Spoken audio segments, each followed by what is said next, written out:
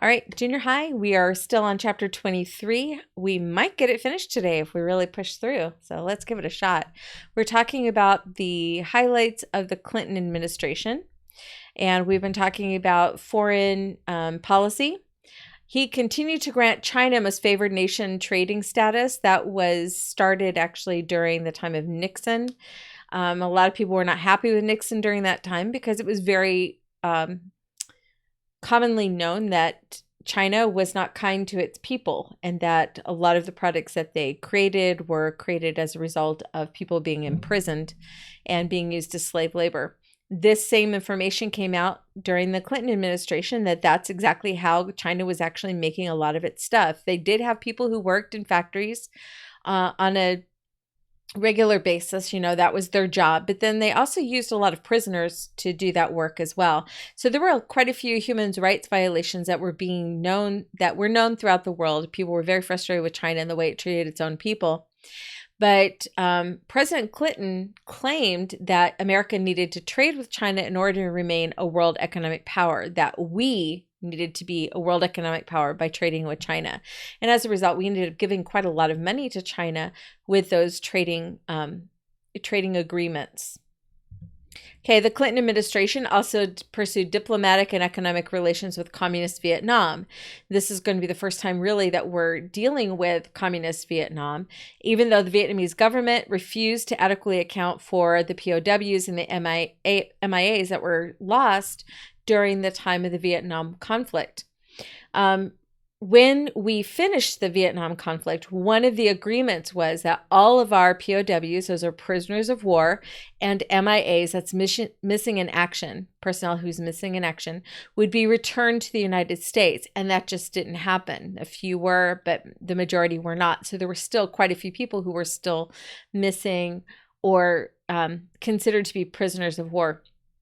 The United States was really pushing to get all of those people released, especially during the time of Reagan. He was really pushing for that.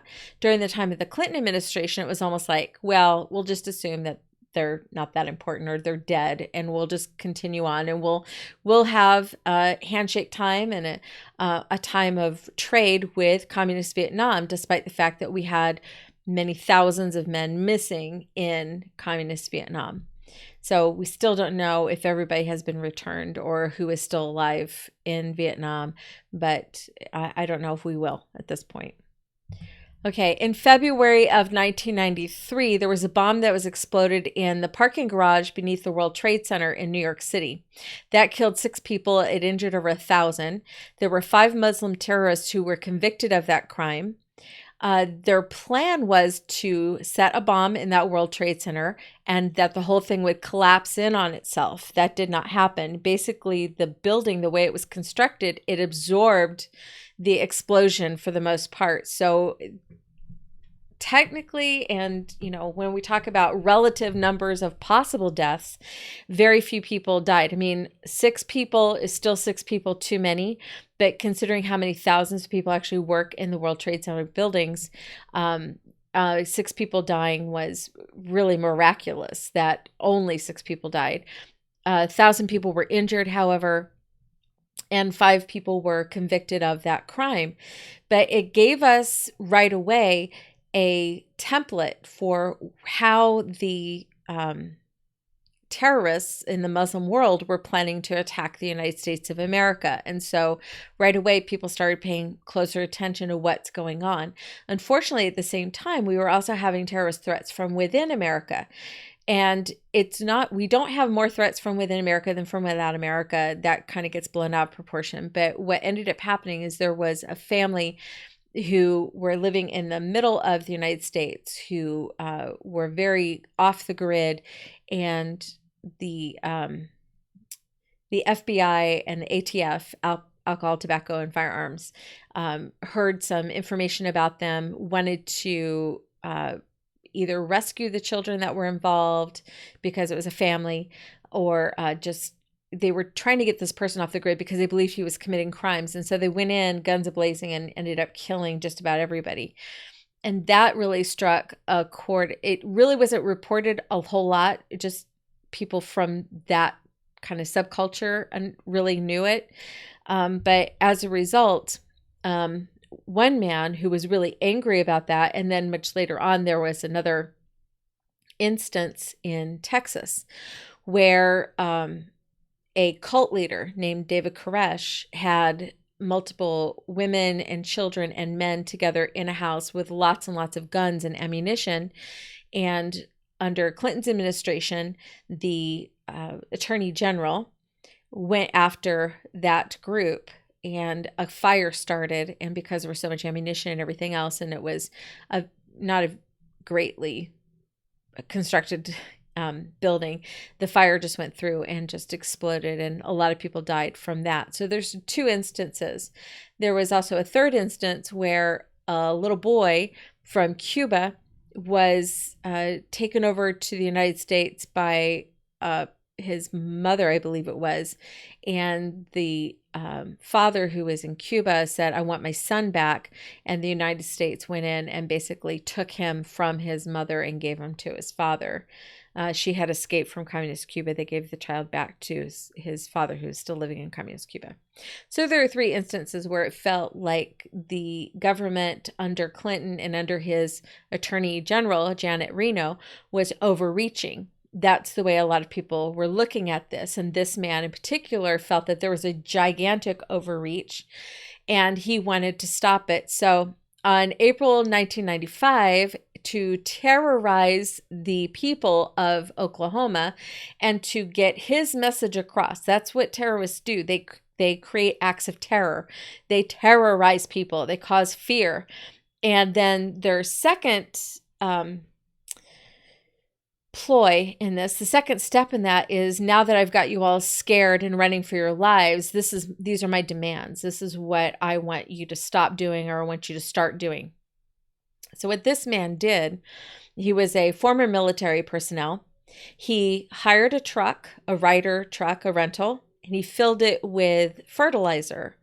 The fertilizer was very explosive. It's used in desert areas to enrich the soil so crops can grow, but with some kind of treatment, some extra help, it can explode. And he made this homemade bomb out of a truck full of fertilizer, and he parked it outside of the Murrah building in Oklahoma City, knowing he knew full well that the bottom floor of this building housed a daycare for many of the government workers who were working in that building. It was not a secret, because the windows on the bottom floor had lots and lots of children's pictures actually drawn and taped to the window, so people outside could see these pictures that the kids had drawn. So he knew very well what he was doing, and he was going after the women and the children and the men who were in this building. But he when he was asked later, why would you purposely take out a building that contained a daycare, he said that was just collateral damage. Like, well, it's too bad they were in the wrong place at the wrong time. No, he made a purposeful effort to go after these people, and these were some of the most vulnerable people in that building. The building has since been destroyed, and in its place there is a memorial with chairs. There are 168 chairs to represent the people who passed away during this terrorist attack. And it was a terrorist attack, and it's what we call a domestic terrorist attack, because this was a person who was from the United States of America, who served in our military, and who decided that he would rather cause terror than to fix the problem through his vote, through campaigning. There's a multitude of ways you can get your message across without resorting to violence. But he chose to resort to violence, and specifically to terrorize the people of the United States. So this bomb exploded outside the Alfred P. Murrah Federal Building, Oklahoma City, killed 168 people, including 19 children, in an on-site daycare facility. He was found guilty. He was executed for the crime. So he is no longer alive. He was executed. Okay, then there was another bombing attack. It happened in 1996. A bomb exploded in Atlanta Centennial Park during the Olympic celebration. One woman was killed. There were 111 people who were injured. The authorities at first basically chose who they believed did this crime. And this is going to open up the eyes of the American people as to how the media and the police force actually were working in cahoots to frame somebody. That sounds really harsh, but that's exactly what happened. They discovered a man who was a security guard. His name was Richard Jewell. And they basically said he fits all the profile. He was on site. He was the one who reported the bag, because the bomb was left in a duffel bag, and he was able to get a lot of people away. He actually saved a lot of lives. He lived with his mom, and they said, well, look at that. He's a guy who's almost 30. He's living with his mother. Well, he was taking care of her too. And it's okay to live with your mom when you're 30. If you're single, she's, you're trying to help her out. I get that. But they basically just chose him to be the one who committed the crime. And he kept telling them, it wasn't me. I got people away. They said, well, yeah, you just set it up so you could be a hero, weren't you? And he's like, no, I would never do this. It wasn't until later. He was smeared in the press. I mean, every news station said it was him. The police said, we know for sure it's him. Magazines, everybody just went after Richard Jewell. And it wasn't until much later that they discovered it was another man. It wasn't Richard Jewell at all. All this stuff that they said they had for sure evidence was not for sure evidence. They basically were just trying to find someone so they could close the case as quickly as possible. And they later arrested an American radical who was wanted in connection with several other bombing incidents. Richard Jewell was completely innocent. Okay. In August of 1998, American embassies in Tanzania and Kenya were destroyed by almost simultaneous explosions, killing 258 people. Both incidents were attributed to Al-Qaeda. This was a terrorist group. It was headed by an Islamic radical named Osama bin Laden. Osama bin Laden had actually started his life in the country of one of our allies, Saudi Arabia, and then was educated in England and London specifically. He was educated in the finest schools. His father was a billionaire, and Osama bin Laden was also a billionaire because he inherited that from his father. But he had this radical idea of Islamic teaching. He wanted women covered from head to foot. He was extremely, extremely, I don't want to use the word conservative because I think it gets used too much for the wrong thing. He was an extremist. He didn't believe that women should even have any rights at all. And so he eventually made his way into Afghanistan, which had just gotten free from the Russians and were trying to rebuild themselves as an independent nation. And he basically came in and enforced his view of what law should be. And he had the people to back him up because there are unfortunately a lot of men out there who agreed with him in this kind of thought process. So one of the things that he wanted to do, and one of the things a lot of these really radical Muslims want to do, is kill the United States of America. They just want it gone. They look at that as being evil and they want to see it destroyed. So American targets are quite often used because it's easy scapegoat. Okay, they just tell their people that America hates them, and if their life is miserable, it's all America's fault, even though we're nowhere near them. You don't have to look any further than their leaders to find out why their lives are as miserable as they are. Okay, April 1999, two high school seniors decided to get in on the terrorism gig. They were armed with guns and explosives, and they waged a violent assault on Columbine High School in Littleton, Colorado. They ended up killing 12 fellow students and one teacher before shooting themselves.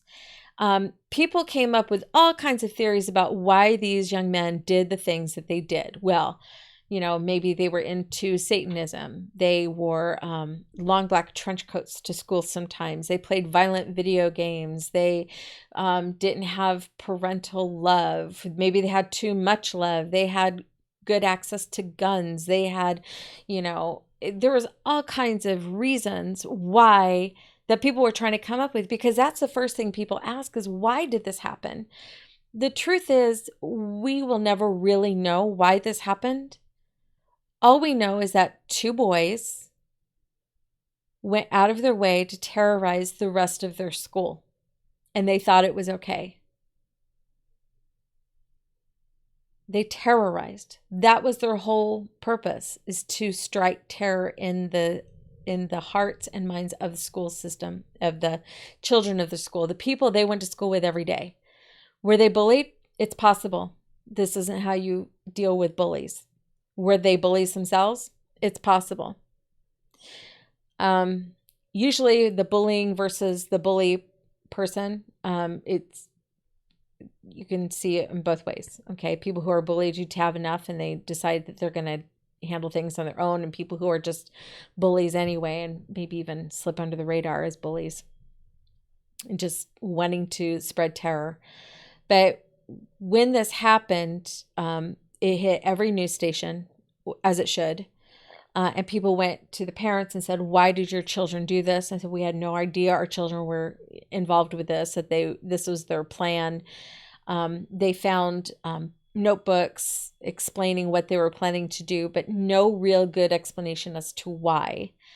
And we may never really, really know. That's the awful truth. But what this did do is it gave people a target to aim at. And the target became not the individual students who committed this crime, it became guns. Well, if they hadn't had access to guns, they never would have done this. Okay. But does that mean nobody should have access to guns? That becomes the big thing. And that's exactly what gun activists believe. They believe that no one should have access to guns. And if no one had access to guns legally, then gun violence would not happen. That is not a very good argument, considering that people who often commit crimes don't legally own the guns that they use. So they're already breaking the law. Getting a gun's not going to mean anything to them. Okay. Now, though characterized by scandal, questionable foreign policy, and terrorism both at home and abroad, the Clinton administration benefited from a thriving economy throughout the 1990s because they were coming in at the tail end of that recession, and the economy started to go up. And Clinton was reelected for a second term in 1996. Despite the fact that everything that could go wrong did go wrong, he was elected because people had money in their pockets and they felt really good about that. So he was elected for a second term. I'm going to give you a minute because I know this is a long note. So.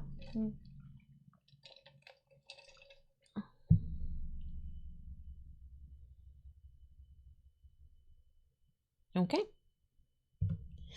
During his second term, more things started coming out about Bill Clinton. He was under investigation for an incident of sexual harassment back when he was governor of Arkansas. During that investigation, a lot of stuff was discovered. It was discovered that he had an ongoing mistress while he was a governor of Arkansas. She was not someone who said he was harassing her. It was a mutual relationship, but it doesn't look good for him because he's a married man with a child. It's very hurtful to his wife and to his daughter. But he had an ongoing mistress. He sexually harassed a woman who worked for him while he was governor, and she was now taking him to court for that. And then it came out that there was an incident where he raped a woman, and that was starting to come out. But when he was approached about, did this happen? He's like, well, I don't know if that, I can't really talk about it. When his wife was approached about it, she said, absolutely not. Okay. All of these women just want to be close to power. She called it a bimbo eruption. So when he was under investigation for sexual harassment, another news story broke out. It turned out that not only did he do this kind of behavior while he was governor of Arkansas, he was continuing that behavior as president of the United States. And that's where people just went, this cannot be going on. The woman he was having an affair with was an intern. This is a person who makes very little money, if she makes any money at all, because she's really there for the experience in politics. That's what interns do. Interns basically fetch coffee and pastries and messages. They send messages from the people that they work for to whoever they go. They're basically gophers in politics. So a person can be an intern in Congress, they can be an intern in the White House, and she was an intern in the White House. And then it turned out, as all this information starts coming out, the president was actually having an affair with her in the Oval Office, the office where the president does his presidential business. That is an American iconic room, and he was using that to have this kind of skeezy affair with a woman who was much younger than him. She was only in her early 20s. He was in his 50s. Ew. And then on top of everything else, the fact that he was her boss and she was probably the lowest paid person on staff at the White House. And of course, this is going to be incredibly embarrassing to Mrs. Clinton, his wife, and to his daughter, who was your age at the time that this is going on. So just imagine all that news coming out when you're in junior high. Okay, now Bill Clinton was impeached in 1998 by the House of Representatives on charges of perjury. That means he was found guilty of lying in court and obstruction of justice. He was trying to stop the investigations that were going on. He was the second president to be impeached. That means he was actually questioned by the House of Representatives. The state, however, acquitted Clinton of the charges. So he is still considered to be an impeached president, but he wasn't charged with any of his crimes. So he also lied flat out to the American people. In January of 1998, he said, "I did not have sexual relations with that woman, Miss Lewinsky." That was flat out. And he said it in a press conference to the American people, period. That's it. Then in August of the same year, he said, "I did have a relationship with Miss Lewinsky. That was not appropriate." So in the same year, he lied about the relationship that he was having, this affair he was having in the White House. Didn't look good for him. Now, the fastest growing and largest minority ethnic group in the United States was made up of Spanish-speaking or Hispanic Americans. Most came from Mexico, Puerto Rico, and Cuba. Hispanic Americans are from a variety of different countries. Hispanic comes from the word Hispania, which was the Latin name originally given to the area that is now known as Spain. Okay, so when the Romans set up a trading post there, they called that place Hispania. And so from then on, anyone of Spanish descent or of Spanish language descent is known as Hispanic. That's where that came from. When I was in college, somebody kind of, I don't know if they were joking or not, I kind of hope now that they were. He said, "Don't call me Hispanic. There's no such place called Hispania." And I'm like, okay. But yeah, this is the largest minority ethnic group in the United States is Hispanic. By the 1990s, Black Americans had made many political and economic gains. You're looking at several of the richest Black Americans. Oprah Winfrey is a billionaire. Will Smith, this is DJ Jazzy Jeff and the Fresh Prince. I mean, yes, I used to have the album. That was me. That was when they were together as a rap duo. They worked together. And they were really, I mean, their rap music was really funny and good. It was a lot of fun. Will Smith actually lost all the money he made from his debut album and from, I believe it was from the follow-up album as well. He lost it all because he spent it unwisely. He didn't really know anything about managing his money. And he was approached by NBC to star in a TV show. And they were going to basically write it around him. And they called it The Fresh Prince of Bel-Air because that was his rap name, Fresh Prince. He said yes. The reason he said yes to this was because he was broke. He had no money. He had blown everything. And he got DJ Jazzy Jeff, whom I believe they called Jazz in the TV show. He is also on the show as a recurring role. And so the two of them, that's how they brought their money back up. And then while he was working in Hollywood as an actor, just getting his feet wet as an actor, that's when he started meeting other Black actors and learning how to take care of his money, his finances. And from that, he went and he continued, he went into movies, he released more rap albums, and he was able to bring his money back up. But he was young and he had to learn, just like everybody else in the world, okay? The third gentleman that you see here is a man who started out with the civil rights movement. Martin Luther King worked with this man for a short period of time. This man was present when Martin Luther King Jr. died. He was a witness to the shooting. He later went on to run for president himself, but he started getting himself into some trouble. Unfortunately, he became politically very important, but started getting into trouble when it came to it was discovered that he was actually using his power as a person in the civil rights movement to blackmail companies. So he would go to a company and say, are you really treating your black workers as well as you're treating your white workers? And they could show him, yes, we are. Look, we have all these programs and we're treating everybody really well. And he said, well, okay, but are you doing this, this, this, and this? And they're like, well, we never even thought of doing that. He says, well, if you don't do it like now, then I'm going to bring people down here to protest your building. And then he said, unless of course you want to contribute to my campaign. And people would pay him off. And so it was discovered he was doing that. Not a good thing.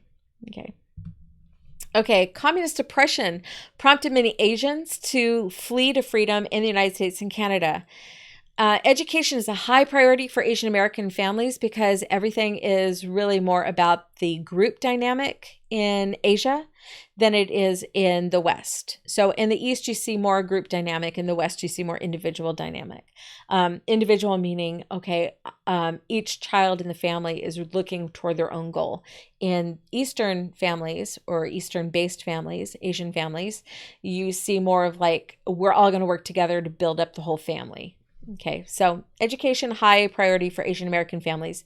Asian Americans have a higher percentage of advanced degrees than any other ethnic group in America, and that's primarily because the entire family is behind them, pushing them, which is great for support. Yay, you get support from your family, but it can cause some conflict because sometimes you get pushed into a field that you might not really enjoy. Okay, like I know that there are some families where everybody in the family is in the medical field, and you might have one person who's like, I hate medicine. I don't want to go into medicine, but they feel that they are compelled to go into medicine because everybody else in the family is, and they're being pushed that way. So that's part of this. Okay, so this pie chart here is really everybody that could be considered Asian because Asia is a huge continent. People who came into the United States during this time. 22% of the people who came in from Asia were from China, 20% from India, 18% from the Philippines. Yay! Because I know we have a lot of people from the Philippines in our classes. Vietnamese from Vietnam, about 11%, from Korea, 10%, from Japan, 5%. From Pakistan, Hmong, and Cambodians, 6%. We actually have Hmong people in this area, even though it's a very small percentage. And then for other, because again, it's a really huge continent that we're talking about, that we're covering, other 8%. So we had a lot of people coming in. Let's talk about immigration in the United States. It's so vital to our country. But remember that in order to go into any country, it has to be done through legal channels. You can't just pick up and say, okay, that's it. I'm going to go and live somewhere else. You have to get permission from that country to go and live in that country. You also have to get permission to go visit a country. That's called a visa. So you tell a country, I would like to come and visit your country for a week. And just be a tourist and see everything. And they'll say, yes, welcome in. Most of the time they will welcome you because they want your tourist dollars. They want to share their country with you. They love their country and they want you to love it too. But if you decide to stay past that 1 week permission, when that visa is like a permission slip, you stay past that, you're breaking their laws and you can get arrested and deported for that. You can go to jail, you definitely deported, you'll be sent back to the United States, and you'll be fined. Okay, if you are able to sneak around there and stay in that country, if you go to school, if you get a job, if you get a permanent place to live, you are breaking their laws. You are not allowed to do that. You have to go and get permission. Now, in some countries, Um, it's a matter of life and death. Somebody feels like if I don't get out of my home country and into another country, I could die. They are allowed to go and claim asylum. They will say, look, if I am not allowed into your country, my family is in grave danger. And so they can ask for asylum. But you have to go to a port of entry. You can't sneak in through a badly secured border and then say, well, I'm here because my life was in danger. You broke the law. You can't do that. You have to go to a port of entry and say, my life is in danger. They'll do an investigation to find out if what you're saying is true. And then you will be allowed to enter as, for asylum. Okay. So there are ways to immigrate to other countries, not just in the United States, but around the world. But you have to have permission from the governments of those countries everywhere you go. That is true. Okay, I don't think I have a lot more, but it looks like I might have enough for one more lecture. But let's go just a couple more minutes. Daniel Ken Inouye is the first Japanese American. I know I didn't say his name right. I apologize. He was the first Japanese American to serve in the U.S. Congress. He represented Hawaii in 1959. There are a lot of people of Japanese descent in Hawaii. There were before World War II. A lot of people from the Philippines and Hawaii as well. It's just a gigantic Asian melting pot in Hawaii. It's kind of interesting and quite enjoyable getting to know all these people. Patsy Takemoto Mink, she was the first Japanese American woman to serve in Congress, and she also represents Hawaii.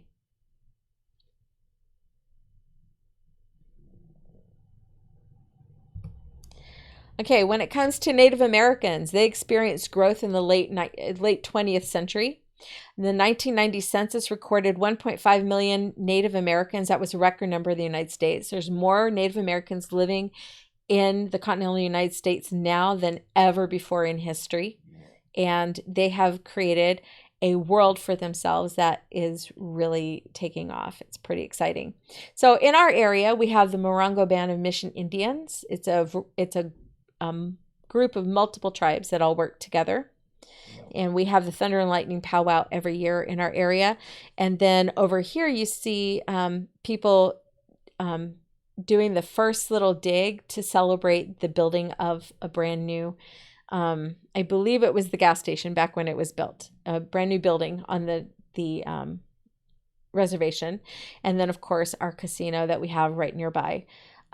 This brought in a lot of money and a lot of help for the people in our area who were part of the Morongo Band of Mission Indians. Now, when this was first approached, the primary reason for building this casino and getting the money for the people who lived on the reservation near us was specifically so that the children could get better educations and go on to college. There were the people who were pushing for this were lawyers, people who were from the tribe who had gone out of their way to really push and get a great education and become lawyers, and then came back to help their people. And they wanted to encourage their children to do the same kind of thing. And so that's the whole purpose of this, was to make money to take care of their children's education. So if you are part of that group, you need to honor that original intent and get yourself a great education and go on to get a job that will help the people of your tribe and on your reservation. That's extremely important. And the other thing I always tell my students who are from the Morongo tribe or Morongo Band of Mission Indians, learn your native language. It is vital. When you lose that, you lose a huge part of your culture. Please learn your native language. For those who are of the Cahuilla tribe, your language is dying because so few people have had an interest in learning it. I'm begging you, please learn your language. Do as much as you can for your tribe. Help them out. Okay. Ben Nighthorse Campbell, he was a Native American in 1992. He won a seat in the United States Senate representing Colorado.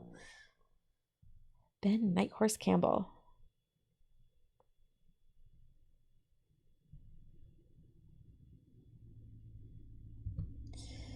And then the United States has a reputation of being a melting pot. This idea that many different cultures have come together in America with the understanding that all must work together regardless of ethnic heritage or skin color. That is a rather important thing to understand, is that we can be from a variety of different places. We can have different shades of color and skin. Everybody's brown, but we're all different shades of brown. We can all come from different origins, different skin colors, different cultures, and still be able to work together. As long as people aren't embarrassed or shamed for reaching out to embrace another person's culture, that's so important. And unfortunately, we have gone the other way in that. And a lot of college students are being told now that to embrace somebody else's culture is like you're trying to take it over for yourself. That's not what's going on. It's about sharing a culture. You're sharing yours, they're sharing theirs, and you work together and you become stronger together that way. Okay. Oh, yeah, we got one more note and we're done. Finally, multiculturalism. You'll often hear this said in a positive way, but let's talk about what it really does. This actually keeps people apart. Multiculturalism is the desire to return minority people to their tribal roots and religion and their pre-Christian status. The whole point of this, of multiculturalism, is to divide people. So if you are of Mexican descent, then you need to go over here with all the other people who are of Mexican descent. You should speak Spanish. You should worship the way Mexicans worship. Guess what? Mexicans worship a variety of different ways. So there's not any singular thing here.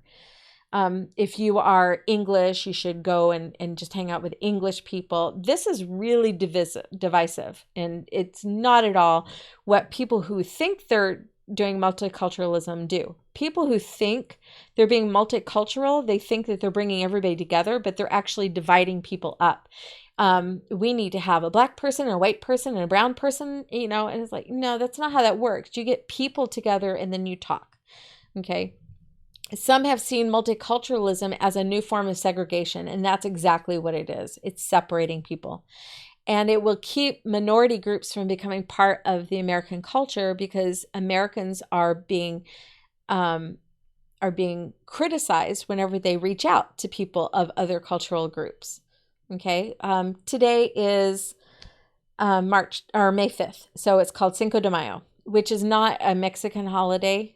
It's an it was embraced by America. Let's put it that way. This holiday is only celebrated by like one very small town in Mexico. And it has to do with a bill collection that they refused to pay to France. It's okay. It really doesn't have anything to do with Mexico at all. However, in the United States, it's really a celebration of all great things Mexican.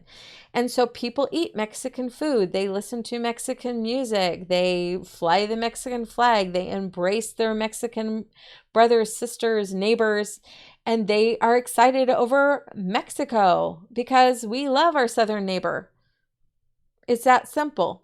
But people in colleges are like, white people shouldn't celebrate Cinco de Mayo because it's a Mexican holiday. No, it's not. Okay. So we really need to get away from the whole segregation under the guise of multiculturalism. Okay. We're done. We finished this chapter. That's exciting. So make sure you get your homework done and a little bit at a time. So you never get just under the gun on homework. I don't want you to ever get just destroyed by homework. And we're going to stop today and I'll pick this up again on Thursday. Okay. Have a really, really good day.